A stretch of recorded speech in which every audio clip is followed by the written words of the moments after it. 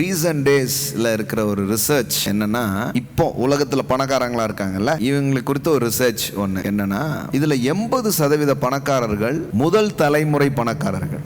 80% of millionaire is a first generational millionaire. முதல் தலைமுறை செல்வந்தர்கள். இவங்க எல்லார்கிட்டையும் இருக்கிற ஒரு முக்கியமான ஹேபிட்ஸ் என்னன்னா, ரீடிங் புக்ஸ். நாம வெளியில நிறைய வேலை செய்யறோம், ஆனா நமக்குள்ள கம்மியா தான் வேலை செய்யறோம்.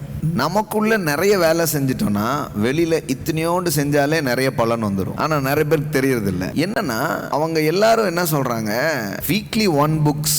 We read weekly 1 books. and அப்பனா என்ன ஆச்சு நீங்க பாருங்க, ஒரு வருஷத்துக்கு 52 புக், ஒரு 50 புக் வச்சுக்கோங்களேன் கணக்குக்கு ரவுண்டா, வருஷத்துக்கு 50 புக். இது படிக்கும் போது என்னன்னா, புத்தகங்களை வாசித்து கொண்டு இருக்கும் பொழுது ஏற்படுகிற ஒரு spark, the one idea, it's $1 million worth. அவ்வளவுதான், முடிஞ்சிச்சு.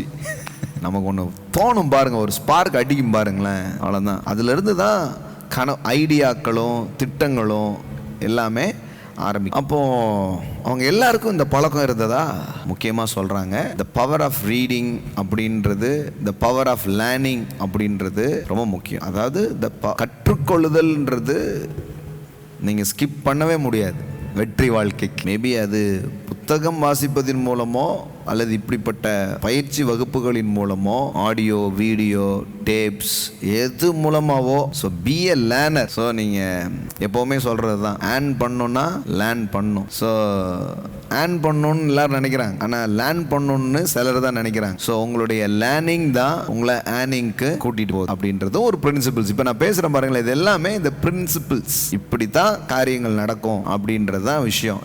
இதை வந்து நீங்கள் ஸ்கிப் பண்ணிலாம் போக முடியாது. இது இப்படிதான் கடவுள் வச்சிருக்கிறாருன்னா அதை புரிந்து கொண்டு நம்ம அதனோடு ஒத்துழைக்கும் பொழுது வாழ்க்கையில் முன்னேற்றங்களையும் வெற்றிகளையும் என்ன பண்ண முடியும், பார்க்க முடியும்.